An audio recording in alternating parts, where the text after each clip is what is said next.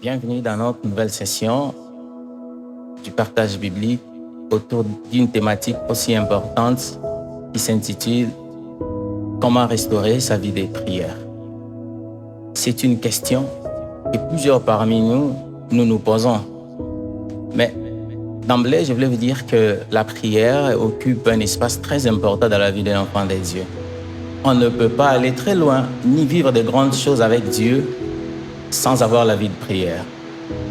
Alors, comment restaurer sa vie de prière? Nous allons tenter de répondre à cette question avec l'aide du Saint-Esprit. Mais ce que vous devez retenir en premier lieu, c'est qu'il faut commencer d'abord par détecter c'est quoi les problèmes. Qu'est-ce qui est à la base de cette perte de vie de prière? Tant qu'on ne sera pas en mesure de détecter les vrais problèmes, on ne saura remédier à cette situation. Alors, la raison principale qui fait que l'on puisse perdre la vie de prière, c'est le déclin dans la foi, la chute dans la foi. Lorsque la foi n'est plus constante, lorsque la foi perd sa qualité, lorsque la foi n'est plus stable, c'est en ce moment-là qu'on commence à perdre aussi sa vie de prière. Écoutez ce que l'apôtre Jean nous dit dans sa première épître, au chapitre 5, à son 14e verset. Nous avons auprès de lui cette assurance. J'aimerais déjà vous souligner qu'il s'agit de la foi. Il s'agit de cette assurance dont parle l'auteur dans Hébreux chapitre 11, le verset 1er, lorsqu'il définit la foi comme une ferme assurance. Donc, il est question ici de la foi. Il dit, nous avons auprès de lui cette assurance.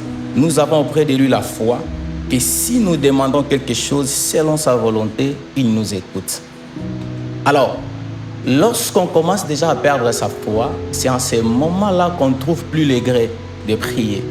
C'est la foi qui nous motive, c'est la foi qui nous pousse à la prière, tout en sachant que ce que nous demandons auprès de Dieu, il nous écoute. Ça, c'est déjà le premier problème.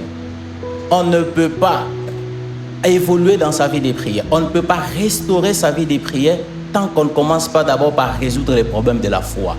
C'est la foi qui vous dira que Dieu est prêt. Dieu peut vous écouter. Dieu peut vous exaucer. C'est possible que des situations changent.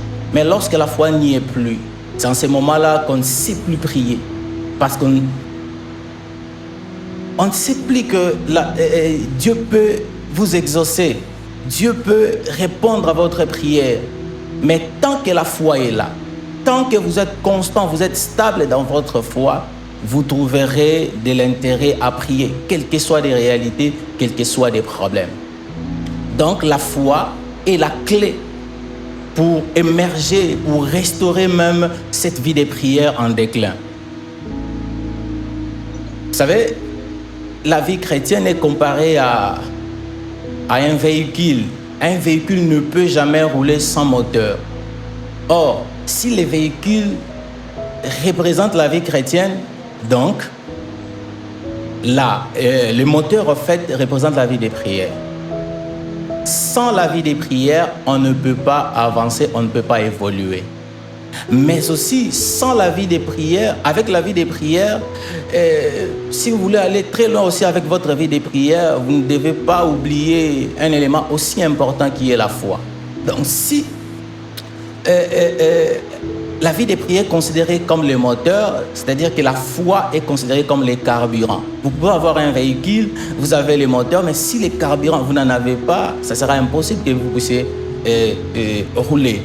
Donc, la foi alimente, la foi permet que les véhicules puissent démarrer et puis avancer. Si vous voulez aller très loin, la première astuce, ne négligez pas la foi.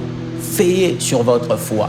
Si vous voyez que votre foi commence à décliner, commence à chuter, il est écrit dans Romains chapitre 10, verset 17, la voix vient de ce qu'on entend. Ce qu'on entend vient de la parole de Dieu. Donc, si vous avez un problème de foi, commencez par méditer la parole de Dieu, demandez de l'aide à Dieu. Par sa parole, votre foi sera restaurée et par votre foi, votre vie de prière sera restaurée. Que le Seigneur Dieu vous bénisse et qu'il bénisse cette première partie. Merci beaucoup.